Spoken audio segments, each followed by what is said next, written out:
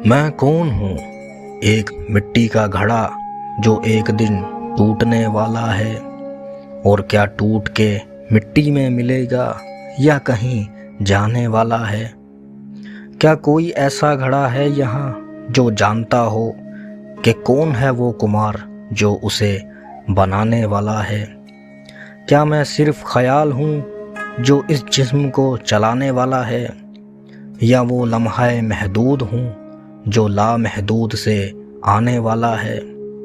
میں سوچتا رہا میں اپنا مالک آپ ہوں، مگر وہ کون ہے جو میرے دماغ میں یہ سوچ لانے والا ہے؟ میں کون ہوں جو مٹی کی صورت کے پیچھے گھمنڈ بنائے بیٹھا ہے، جو اپنا سر تو جھکاتا ہے پر اندر میں کو اٹھائے رکھتا ہے؟ میرا بس ایک ہی سوال بچا ہے، کیا میرا نشان کسی کو پتہ ہے؟ اب تو شک ہوتا ہے کوئی تو ہے جو مجھ میں یہ سوال اٹھائے رکھتا ہے۔ ہر دن اپنے ہونے کا ثبوت ڈھونڈتا ہوں، پھر رات بھر اسی ثبوت پہ سوال اٹھائے سوچتا ہوں۔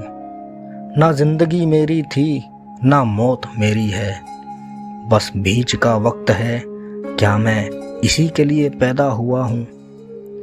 میں ان یادوں کا مسافر ہوں جو دن چڑھتے ہی چل پڑتی ہیں، یا میں اس روح کا ساتھی ہوں جو رات ہوتے ہی قبض ہو جاتی ہے؟ مجھے نہ دن میرا ٹھکانہ لگا نہ رات میرا بسیرا، میرا نہ مجھ پر اختیار کہیں، بس ہوا ہی مجھے چلائی جاتی ہے۔ میں کون ہوں؟ ایک لمحہ جو وقت کے بہتے دریا میں ڈوب گیا، ایک نرم سا خیال جو خدا کے حکم سے چل پڑا، یا میں خودی کا بنا آئینہ ہوں جو پھر خودی کو بھول گیا؟ میں سوال پوچھ رہا تھا تو لگا مجھے جواب مل گیا، دیکھا تو وہ سوال وہی تھا، بس پوچھنے والا ہی مجھے دکھ گیا۔ جو گھڑا ٹوٹنے کو بنا تھا وہ ٹوٹ ہی گیا، جو باقی رہا وہی پہلے بھی اور اب بھی وہی رہ گیا۔ میں کون ہوں؟ بس ایک نور جس کا کام ہی بس کہنا ہے، کن فیا کن، ہو جا تو بس ہو جاتا ہے۔ آئینہ دیکھا تو سب سوال مٹ گئے، اپنے ثبوت خدا کے ہی ساتھ مل گئے۔ مٹی ہی روپ دھارے، مٹی ہی روپ بگاڑے، باقی تو سب نام ہی ہیں جو بس کہنے کو رہ گئے۔ میں کون ہوں؟ یہ سوال صرف ایک الفاظ کا جوڑ نہیں بلکہ روحانی انتہا کا آغاز ہے۔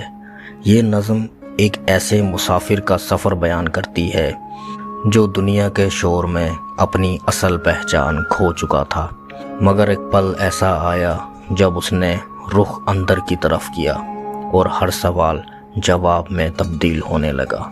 نظم کی شروعات ایک مٹی کے گھڑے سے ہوتی ہے، ایک بے پناہ صدیوں سے چلی آتی مثال۔ انسان جو اپنے وجود پہ فخر کرتا ہے اصل میں ایک ایسے گھڑے کی طرح ہے جو کسی اور کے ہاتھوں سے بنا ہے، اور جس کا ٹوٹنا بھی اسی کی مرضی سے ہوتا ہے۔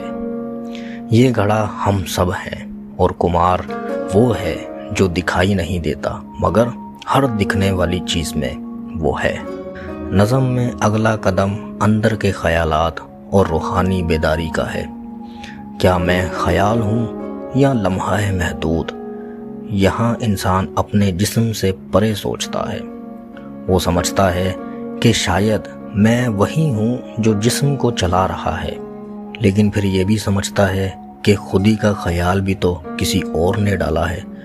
یہاں سے روحانی بیداری کا سلسلہ شروع ہوتا ہے۔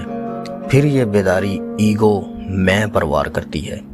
انسان اپنے اندر کے گھمنڈ، فیک سٹیٹس اور ظاہری عبادت کو سمجھتا ہے، مگر سوال اٹھتا ہے کہ کیا اس سب کے پیچھے بھی کوئی سچ ہے؟ یہ شک نہیں، یہ جاگنے سے پہلے کی کروٹیں ہیں۔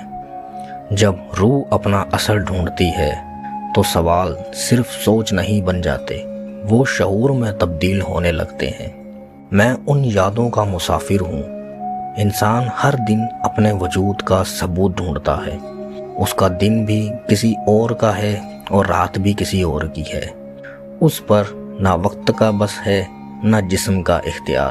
یہاں نظم ایک ایسے سچ کی طرف لے جاتی ہے جو قرآن کے اس جملے کا ایک زندہ ترجمہ ہے، اور انسان اپنے رب کا منکر ہے جب تک کہ وہ خود کو نہیں پہچانتا۔